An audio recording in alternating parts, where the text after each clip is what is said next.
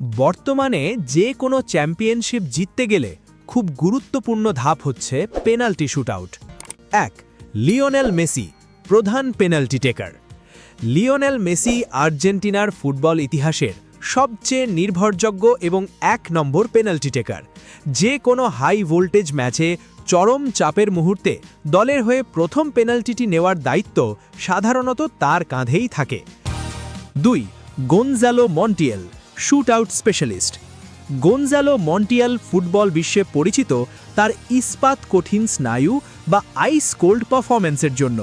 Coach Lionel Scaloni টাই ব্রেকারে তার উপর চোখ বন্ধ করে ভরসা করেন। মন্টিয়েলের ক্যারিয়ারের সবচেয়ে বড় পরিসংখ্যানগত হাইলাইট হল বড় মঞ্চের ফাইনাল নির্ধারণী শটগুলো। 3. লিয়ান্ড্রো পারেডেস, পাওয়ার শুটার।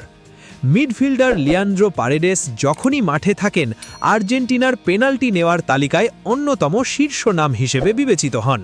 পারেদেসের পেনাল্টি নেওয়ার ধরন বাকিদের চেয়ে কিছুটা ভিন্ন। তিনি সাধারণত গোলকিপারকে কোনো সুযোগ না দিয়ে অত্যন্ত শক্তিশালী এবং নিখুঁত কোণাকুণি শটের মাধ্যমে বল জালে পাঠান।